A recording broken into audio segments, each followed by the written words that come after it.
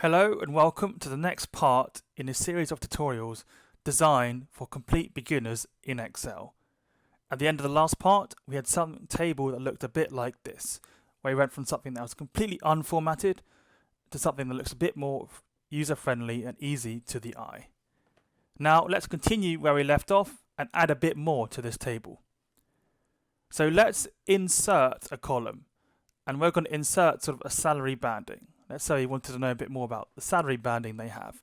What you can do is you can right click, you'll get some selection boxes, right click on where it says the column letter, press insert, and we've inserted a column.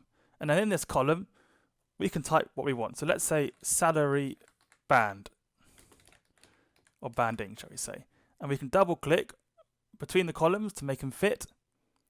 And then let's give them some value. So let's say this is medium.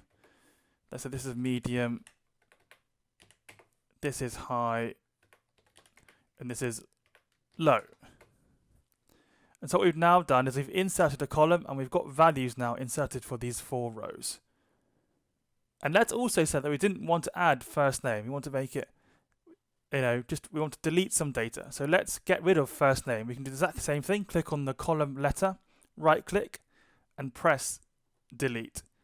And so now we've added an extra column and we've deleted a column now. Cool. Another thing we can do now is, let's say you wanted to insert a few more rows. We can right click, press insert. We've got another row we can insert information on.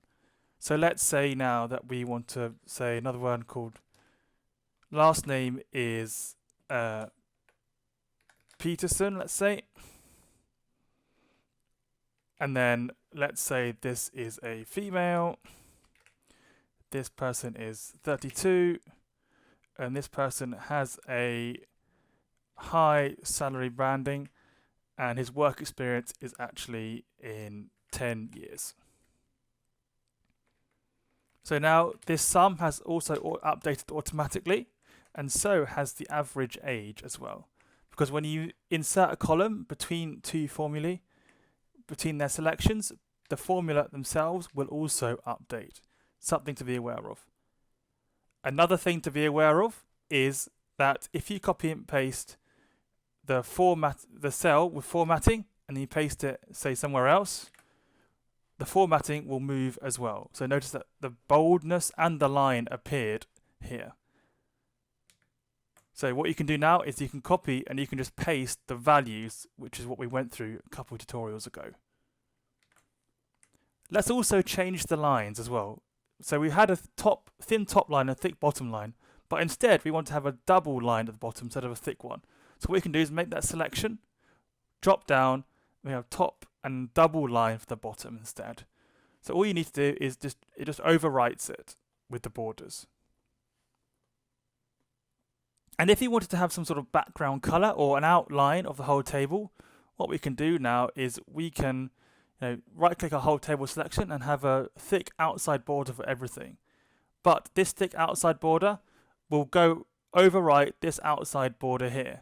So although we've selected a top line and double line below this total, when we click on the thick outside border, it will be overwritten here. And now we have a thick outside border. So let's also add some background color. So what we can do now is in these headings, let's say here we have this as we can go to our font, click on this where it says this bucket, and this bucket is sort of a fill cell color sort of function. So what we can do now is we can fill this whole cell with some colors. So let's fill it with a very light blue. And then let's have these headers in a dark blue, let's say.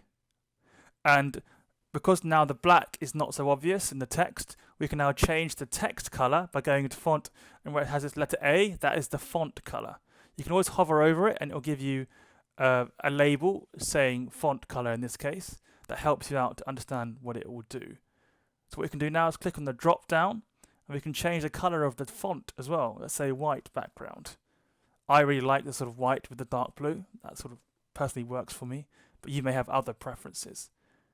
And let's also now, with this total as well, let's do a similar sort of thing. Let's go to a sort of middle shade between this darkness here and this light blue here. Or let's make it all bold, like that.